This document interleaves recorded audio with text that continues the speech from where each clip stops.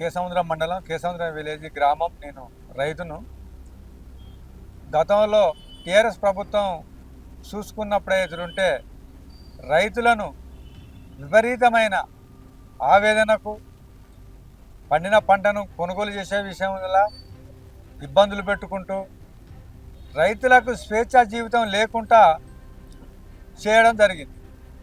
ఇప్పుడు కాంగ్రెస్ అదేవిధంగా రైతులు కనుక పోయి ధాన్యం కనుక అమ్ముకోవాలంటే ధాన్యం కొనుగోలు సెంటర్లల్లో కింటాకి 10 నుంచి 12 కిలోలు తరుగు పేరుతోటి స్వయానా రైతులే బస్తాలు కొనుక్కొచ్చుకోవడం, స్వయంగా రైతులే అమాలి ఛార్జీలు చెల్లియడం, ట్రాన్స్ఫర్ ఛార్జీలు చెల్లియడం, రైతుకు ఇచ్చే మద్దతు ధర కంటే కనీసం 400-500 రూపాయలు రైతుకు క్వింటాల్కు ఖర్చు వచ్చే విధంగా టీఆర్ఎస్ ప్రభుత్వం చేయడం జరిగింది. కానీ ఇప్పుడు అట్లా కాకుండా కాంగ్రెస్ గవర్నమెంట్ వచ్చిన కానించి ఏకకాలంలో రైతులకు రుణమాఫీ చేసి, సకాలంలో నాణ్యమైన విత్తనాలు ఇచ్చి, ఇవాళ గవర్నమెంట్ కొనుగోలు కేంద్రాలల్లో మద్దతు ధర ఇచ్చుకుంటా నిరంతరం ప్రభుత్వం, కాంగ్రెస్ ప్రభుత్వం ప్రజల శ్రేయస్కరం కోరుకుంటూ ఇవాళ రైతులకు కానీ ఏ ఇబ్బందులు లేకుండా కాంగ్రెస్ గవర్నమెంట్ చర్యలు తీసుకుంటున్నది.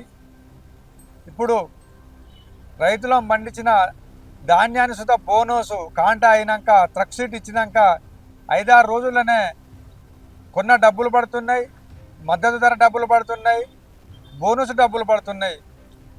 ఇవన్నీ రావడంతో రైతులు 1 లక్ష కానించి 2 లక్షల వరకు ఒక్కొక్క రైతుకు మాఫీ కావడం అనేది, దాంతోపాటు మద్దతు ధర రావడం అనేది, బోనస్ రావడం అనేది రైతుకు ఏ ఇబ్బంది లేకుండా ఒకప్పుడు టీఆర్ఎస్ ప్రభుత్వం కనుక చూసుకుంటే ఇలా మాకు ఉండబడిన భూమి, మాకు రైతు బ్యాంకుల క్రాప్ లోన్ తీసుకున్నప్పుడు క్రాప్ లోన్ వచ్చేది, పంట పండినాక అమ్ముదామని పోతే ఆ భూమి మా పేరు మీద లేకుండా ఇంకెవరి పేరు మీద ఉండేది. ఇట్లా మాకు గత సంవత్సరం కిందనే ఈ భూమి మా పేరు మీద ఉన్నది, ఇప్పుడు మా పేరు మీద లేకుండా వేరే వాళ్ళ పేరు వచ్చింది, మేము ఎవరికి అమ్మలేదు, వేరే వాళ్ళు కొనలేదు. ఈ భూమి ఎట్లా పోయిందంటే మీరు ఎకరానికి 4,000 రూపాయలు మీ సేవల ఛార్జీలు కట్టండి, దాన్ని మేము సవరిస్తామని చెప్పేది. అదేవిధంగా రైతులు ఎకరానికి 4,000 ఎంబటి మా పేరు మీద భూమి ఎక్కుతుందనే ఆలోచనతో ఛార్జీలు కట్టేది. కానీ అది అట్లాంటిది 5 దఫాలుగా 4 దఫాలుగా కట్టిన ఆ భూములు అనేటి మార్చుకుంటూ పోయింది తప్ప రైతులకు మళ్ళీ తిరిగి ఇవ్వలేదు. అంతకుముందు రైతులకు పాస్బుక్లలో టైటిల్ డీడీ ఉండేది, పాస్బుక్ ఉండేది. పాస్బుక్లో పట్టా కాలం ఉండేది, కబ్జా కాలం ఉండేది. రైతు ఒక బుక్ బ్యాంకులో కుదవపెట్టుకున్న టైటిల్ డీడీ పట్టుకొని సబ్సిడీ కోసం కానీ ఇతరతర ప్రభుత్వ లావాదేవీల కోసం కానీ ఆ బుక్కును పట్టుకొని పోయి తీసుకునే విధంగా ఉండేది.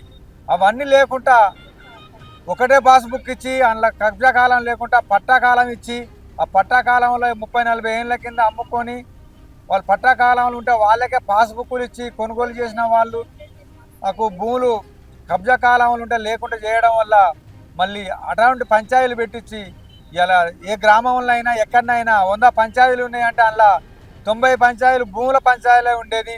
ఈ టీఆర్ఎస్ ప్రభుత్వంలో దినదిన భయంతో భయభద్రలకు గురవుకుంటా ఏమైపోతాం, ఏ రాత్రింతలో ఎవరికేం జరుగుతుందనే భయంతో బతికే తెలంగాణ ప్రజలందరూ ఇలా సంతోషంగా హ్యాపీగా ఒక పండుగ వాతావరణంలో జరుపుకుంటున్నారు. కాంగ్రెస్ ప్రభుత్వం గతంలోనైనా రైతులకు న్యాయం చేసింది, ప్రజలకు న్యాయం చేసింది, ఇప్పుడు సుధా అదే విధంగా చేస్తున్నదని మేము మనవి చేస్తున్నాం.